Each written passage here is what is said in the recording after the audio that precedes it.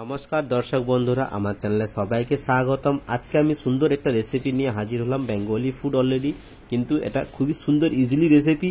এটা 2 জন 4 জন 5 জনই খেতে পারবেন। By the way, my channel food paradise. এটা আমি বানাচ্ছি ডিমের বড়া কারি। আর এটা প্রথমে আমি নিয়ে নিয়েছি, আমি 2টো আলু নিয়েছি। এটা খুব সুন্দরভাবে বয়েল করে আমি এটাতে ভালো করে থেসে নিয়েছি এটাতে। তারপরে আমি নিয়ে নিচ্ছি, এটার মধ্যে আমি মশলা কিছু অ্যাড করবো, রসুন কুচি, আর যেটা আমি নিয়েছি কাঁচা লঙ্কার কুচি, আর নিয়ে নিয়েছি আমি পেঁয়াজ কুচি। এইটুকু নিয়ে আমি এটাতে কিছু মশলাও এর উপরে অ্যাড করবো। হলুদ গুঁড়ো দিয়ে দিচ্ছি, লঙ্কা গুঁড়ো দিয়ে দিয়েছি, আর একটু লবণ আমি অ্যাড করব।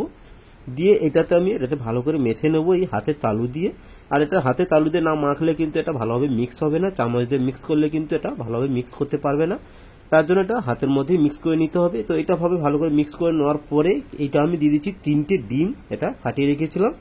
তো এটা এরকম ভাবে পুরোটা এর মধ্যে দিয়ে ভালো করে এটা মিক্স করে নিতে হবে। চামচের মধ্যে দিয়ে, চামচ দিয়ে এটা ভালো করে এটার মধ্যে মিক্স করে নিতে হবে, কারণ অলরেডি আমি এটা আলুটা ভালো করে মেখে নিয়েছি।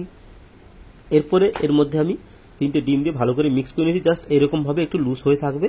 এরপর চলে আসি আমি ডিরেক্ট আমি করার মধ্যে। তো এটা করার মধ্যে আমি নিয়ে চলে এসেছি, এটা অল্পখানি তেল দিয়ে দিয়েছিলাম। তো এটা অল্প তেলেই রান্না হবে। দেখুন কি সুন্দরভাবে বড়াটা আমি বানাচ্ছি। তো অল্প তেলে আমি এরকম 1 স্পুন করে আমি এটাতে বড়াগুলো এরকম ভাবে আমি ফেলিয়ে দিয়ে আমি এরকম ভাবে বড়াগুলো আমি বানাবো।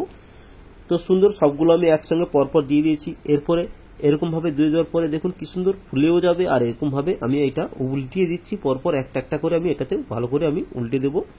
তো চাইলে এরকম ভাবে আপনারা গ্যাসের উলানের ছাড়াও আপনারা এমনিতে কাঠের উলানেও জ্বালানিতেও আপনারা বানাতে পারবেন। আর খুবই ইজিলি সুন্দর রেসিপি, আপনারা তাড়াতাড়ি সুন্দর এটা বানাতে পারবেন। কম সময় কম উপকরণ দিয়ে এটা বানিয়ে নিতে পারবেন। দেখুন অপর সাইডে যখন উল্টে দিয়েছি, দেখুন কি সুন্দরভাবে ফুলে গেছে। দেখুন দু সাইডে একদম পুরো সুন্দর বড়ার মতন ফুলে গেছে, আর কি সুন্দর হয়ে গেছে, একদম গোল্ডেন কালার, এত সুন্দর ফ্লেভার এসে গেছে।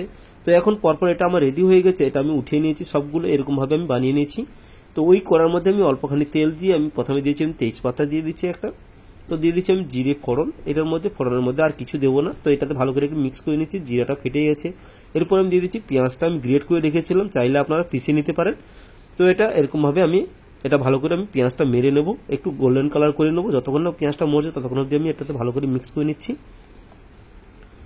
তো পেঁয়াজটা না মরলে কিন্তু এর টেস্ট কিন্তু কোনো সবজিতেই আসবে না। তো এরকম ভাবে মেরে নিতে হবে। তারপরে আমি দিয়ে দিচ্ছি এটাতে 1 পিস টমেটো আমি এটা কেটে রেখেছিলাম, সেটাও আমি এর মধ্যে এই পেঁয়াজের মশলার মধ্যে আমি অ্যাড করে দিয়েছি। এটাও গলার জন্য আমি ওয়েট করছি। এরপরে আমি দিয়ে দেবো এর মধ্যে আমি কিন্তু লবণ একটুখানি আমি দিয়ে দেবো, যাতে টমেটোটা তাড়াতাড়ি গলে যায়। তো এর মধ্যে আমি একটুখানি জাস্ট লবণ দিচ্ছি। তো এর মধ্যে যেহেতু আমার বড়ার মধ্যে লবণ আছে, তো আমি এরকম ভাবে আমি এটাতে ভালো করে টমেটোটা গলে যাবে তাড়াতাড়ি। এখন আমি মশলাগুলো অ্যাড করছি, তেলটাও সুন্দর মশলা থেকে বেরিয়ে চলে এসেছে। এখন আমি লঙ্কা পাউডার, হলুদ পাউডার, গরম মশলা পাউডার, ধনে পাউডার, জিরে পাউডার, আমি এইগুলো সব একসঙ্গে দিয়ে আমি এটাতে ভালো করে একটু মিক্স করে নিচ্ছি। তো এটা ভালোভাবে ড্রাই হয়ে গেছে, কিন্তু যেহেতু এটা শুকনো মশলা গুঁড়োগুলো দিয়েছি, তার জন্য অল্প একটুখানি জল দিতে হবে, যাতে জ্বলে না যায়। আর গ্যাসের ফ্লেমটা কিন্তু একদম স্লো করে দেবেন, তাতে তাড়াতাড়ি এটা মশলাটা খুব সুন্দরভাবে তাড়াতাড়ি কিন্তু এটা মরে যাবে, আর এটা খুব মশলাটা রেডি হয়ে যাবে, আর তেলটাও খুব সুন্দর বেরিয়ে চলে আসবে। হ্যাঁ, এইটুকু একটা টিপস কিন্তু এটা মনে রাখবেন। আদা রসুনের যে পেস্টটা কিন্তু আপনারা যে কোনো সবজি বানান কিন্তু এটা সবার লাস্টে দেবেন। এর ফ্লেভারটা কিন্তু খুবই সুন্দর থাকবে, টেস্টটাও খুব আরো ডবল হয়ে যাবে। কিন্তু এরকম ভাবে প্রসেসটা কিন্তু আপনারা একবার না একবার ট্রাই করবেন, দেখবেন খুবই আপনারা বলবেন যে হ্যাঁ খুবই সুন্দর হয়েছে এরকম ভাবে। তো তো এখন আমি এটাতে মশলাগুলো সবগুলো আমি রেডি করে নিয়েছি, তেলটা সুন্দর বেরিয়ে চলে এসেছে। এর মধ্যে আমি দিয়ে দিচ্ছি আমার পরিমাণ মতন আমি জল ঢেলে দিয়েছি। তো যেহেতু এটা ডিমের বড়া কারি হচ্ছে, তো এটা এরকম ভাবে আমি এটা গ্রেভিটা আমি ভালোভাবে জাস্ট এরকম ভাবে আমি নিয়ে নিয়েছি, এইটুকুন জল দিয়েছি। তো আপনারা আপনাদের মতন বানিয়ে নেবেন জলটা কিরকম দিলে, তো আপনাদের গ্রেভিটা গাঢ় হয়ে যাবে।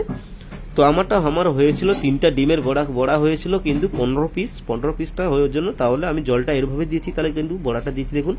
তো এগুলো সবগুলো জলটা ফুটে যাওয়ার জন্য এখন আমি দিয়ে দিচ্ছি আমি বড়াগুলো, এখন এর উপরে দিয়ে দিয়েছি সুন্দর অল্পখানি। এখন তো যেহেতু ক্রিস্পি আছে, তো বড়াটা একটু ড্রাই আছে, তার জন্য একটু খন্তি দিয়ে আমি নেড়ে ছুড়ে গ্রেভির মধ্যে ঢুকিয়ে দিয়েছি। আর এটি বেশিক্ষণ ফুটাতে হবে না, অলরেডি রেডি হয়ে এসছে। তো এখন আমি এটাতে অল্প একটু ধনেপাতা কুচি আমি উপর দিয়ে দিয়েছি। রেসিপিটা যদি ভালো লেগে থাকে লাইক, শেয়ার, কমেন্ট এবং সাবস্ক্রাইব করা অনুরোধ রইল। বরাবরের মতন কমেন্ট করতে কিন্তু ভুলবেন না যে কেমন হয়েছে, বা আপনারা কিভাবে কি রেসিপি চান সেটাও আমাকে কমেন্ট করে জানাবেন। তো এখন আমার রেসিপিটা অলরেডি রেডি হয়ে গেছে। আমি গ্যাসটা কিন্তু স্লো আঁচে বানিয়েছিলাম, তো আমি গ্যাসটা অফ করে দিয়েছি। এখন আমি এই কড়ার মধ্যে আমি একটু স্ট্যান্ডিং টাইমের জন্য 2 থেকে 3 মিনিট রেখে দিয়েছিলাম। তো এখন আমি ফিরে এসেছি, দেখুন সুন্দর কালারও এসে গেছে আর সুন্দর টেস্টি ফুল হবে, কি সুন্দর লোভনীয় হয়েছে। দেখুন এত সুন্দর রেসিপি, এটা কম সময়ে কম উপকরণে আপনারা অলরেডি বানিয়ে নিতে পারবেন। আর এটা বেঙ্গলি স্টাইলে বানাইছি আমি, খুব সুন্দর। থ্যাংক ইউ, ফিরছি পরবর্তী রেসিপি নিয়ে। ভালো থাকুন, সুস্থ থাকুন।